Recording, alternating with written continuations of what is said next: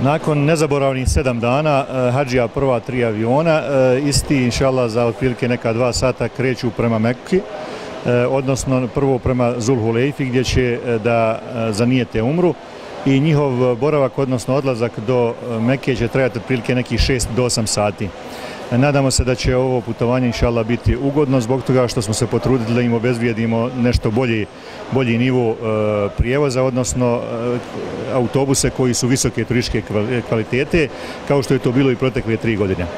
Ostale hadžije inšallah po redoslijedu njihovog dolaska tako će da idu iz Medine. Potrudili smo se da ove godine sve hadžije, bez obzira na termin njihovog dolaska u Medinu, da borave 7 noći.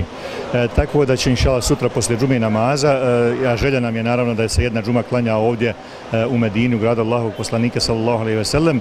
Nakon džume namaza u 2 sata će biti pokret sljedeća 3 aviona, hadžija sljedeća 3 aviona, a u subotu, odnosno u nedjelju, još hadžije po 2 aviona, odnosno hadžije 7. i 8. u subotu i 9. i 10. u nedjelju. Tako da u nedjelju navečer ćemo već biti u kompletnom sastavu, inšallah. Ono što je važno, sve hadžije su, možemo da kažemo, žive i zdrave i nadamo se da će inšallah sa lahkoćom da obave sve hadžske, odnosno umranski obred, obzirom da nijetimo umru i da ove godine kao protekli 16 godina obavljamo hadž temetu.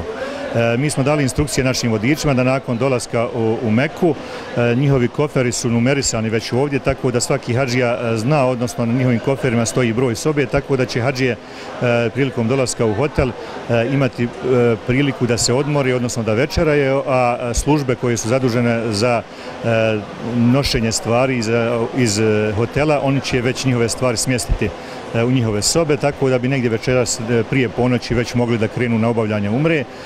To se odnosi samo na zdrave hadžije, dok će bolesne hadžije sačekati ostale grupe i onda bolesne hadžije će organizirano zajedno sa studentima i dijelom vodičke ekipe inšallah obaviti umru već sutra ujutro, nadamo se. Malo je riječi s kojima bih mogao opisati svoj doživljaj svega ovoga u Medini. Svo vrijeme misli su bile vezane za poslanikov alejhiselam džamiju, poslanikov alejhiselam mezar i za Revdu. Samim tim je i moj osjećaj, moje emocije prema poslaniku alejhiselam bile su sve jače i jače, sve intenzivnije i intenzivnije, sve pozitivnije i pozitivnije. U životu nikada se do sad nisam osjećao ovako mirno, ovako lijepo kao u Medini sada. I zbog toga ostaje jedan žal zbog toga što napuštam Medinu. U svemu tome se ja ipak i radujem odlasku u Meku, gledanju Kjabe, jer sam prvi put na hadži, još nikada nisam bio tamo. Iskreno se nadam da će moje misli, moji osjećaj prema Allahu dželešanhu, samim tim prema poslaniku alejhiselam, bivati sve intenzivniji i jači. Ja bih pozvala sve Bosanke i Bosance da dođu u grad poslanika sallallahu alejhi ve sellem, da osjete ljepotu koju osjete svi vjernici ovdje kad dođu. Hvala Allahu, bilo mi je prelijepo. Da mi Allah omogući opet da se vratim ovdje, da podsjetim sallallahu alejhi ve sellem poslanika. I bila mi je želja, a hvala Bogu da sretnemo, da putujemo do Mekke i da mi omogući opet da dođem ovdje, da posjetim i Meku i Medinu.